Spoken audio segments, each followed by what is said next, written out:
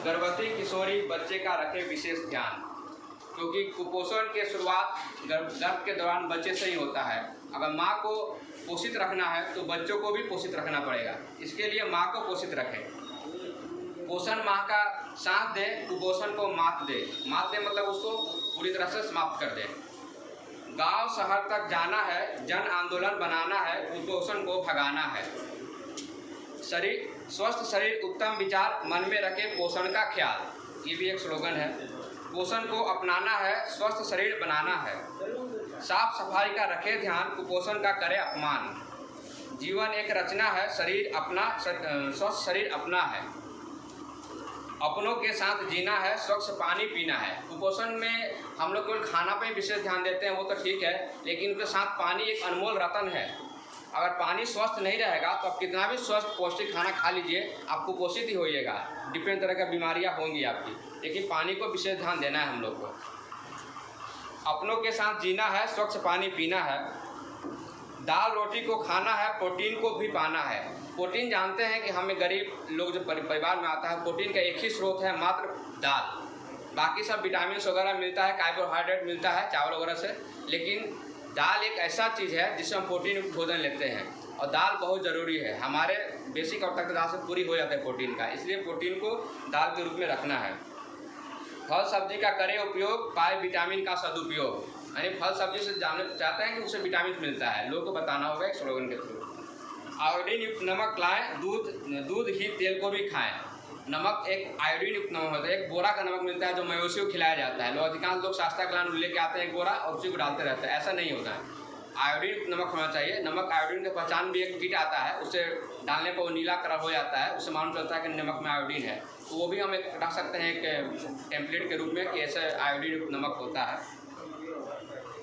खीरा चुकंदर गाजर मूली लाना है, सलाद भी खाना है। मतलब एक स्लोगन के थ्रू मैंने रखा है थीम कि खीरा चुकंदर गाजर मूली, ये तो ग्रामीण क्षेत्र में भी अवेलेबल हो जाता है और सलाद के रूप में उसको उपयोग किया जा सकता है। इम्यूनिटी को बढ़ाना है, अदरक लहसुन हल्दी खाना है। हम लोग जानते हैं कि इम्यूनिटी का ज़्यादातर होता है अदरक लहसुन हल्दी से इम्यूनिटी का ज़्यादा डेवलपमेंट होता है, इसलिए स्लोगन के रूप में इसको दिए हैं। पोषक आहार खाना है, कुपोषण को भगाना है, ये एक स्लोगन है। लक्ष्य सदा यही हमारा, पोषक युक्त भोजन हमारा। शुद्ध भोजन खाना है, ऑर्गेनिक कृषि अपनाना है। जानते हैं कि ऑर्गेनिक कृषि से शुद्ध भोजन के मिल सकता है, जिसमें उर्वरक की मात्रा बहुत कम होती है। ऑर्गेनिक सब्जी खाना है, किचन गार्डन बनाना है। हम जानते हैं किचन गार्डन का शुरुआत एक ऑर्गेनिक तरह से होता है। हम किचन गार्डन क्यों करते हैं? हम लोग ऑर्गेनिक तरह से करेंगे, हम लोग खाद नहीं डालेंगे, उसका हमेशा देखभाल करेंगे, हमेशा आप उसमें मेडिसिन का इस्तेमाल नहीं करेंगे, जो ऑर्गेनिक किचन गार्डन के रूप में हम अपना सकते हैं। 5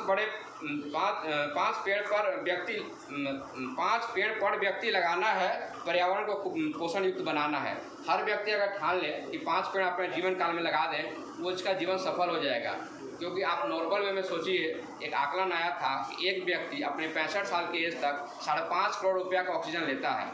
5-5.5 करोड़ रुपया का एक ऑक्सीजन की कीमत से सोचिए तो पेड़ कितना लगाते हैं? एक भी पेड़ नहीं लगाते हैं। अगर 5 भी पेड़ लगा देना तो कम से कम 50% तो आप रिकवरी से हो सकता है कि आप कर दिए हैं अपने पैसा का। तो प्रकृति से न्याय करना ही पड़ेगा हमें। जीवन एक नया है, पोषण उसका खवैया है।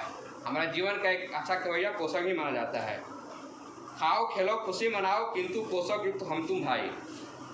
नैतिक शिक्षा में लाना है, पोषण को समझाना है। पोषण को एक नैतिक शिक्षा के रूप में सिलेबस में भी डालने के लिए आदमी को सोचना चाहिए कि पोषण एक नैतिक शिक्षा है, कैसे इसको आया सकता है। रोग प्रतिरोधक को बढ़ाना है, पोषक आहार खाना है। छतों का उपयोग करें, किचन गार्डन को में सदुपयोग करें। धन्यवाद।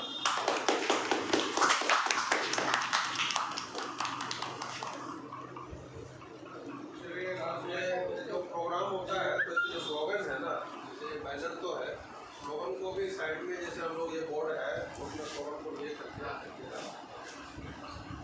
जैसे अभी हम लोग तो वो स्लोगन रहने से क्या है कि A4 साइज में पेपर में रहेगा, तो जिसमें फोटो होता है कहीं भी तो जो चला जाएगा आपका हर जगह उसको देख सकते हैं।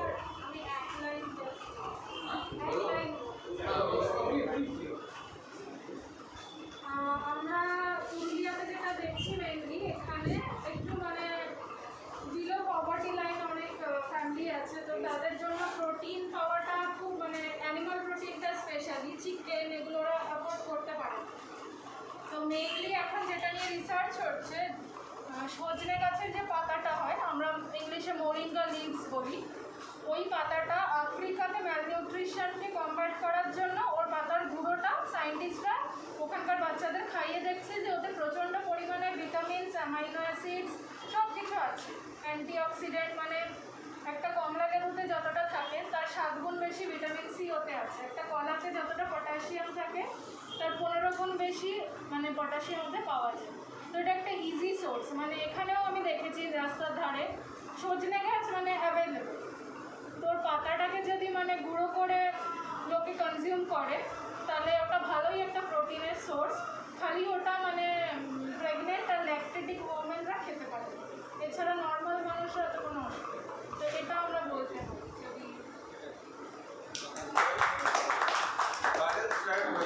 যদি पोषण जो है ऐसा खाना होना चाहिए जिसमें शरीर को सारे दृष्टिकोण से तृप्त होना चाहिए। वो जो WHO का गाइडलाइन आता है उसमें बताया जाता है कि कभी आँख में प्रॉब्लम होता है या कभी स्किन में प्रॉब्लम होता है, तो हमारा शरीर में बहुत सा अलग अलग जो है ऑर्गन है, तो ऑर्गन बेस पर ये vitamin C, vitamin A, vitamin B, ये सारे चीज़ का अलग इम्पोर्टेंस है।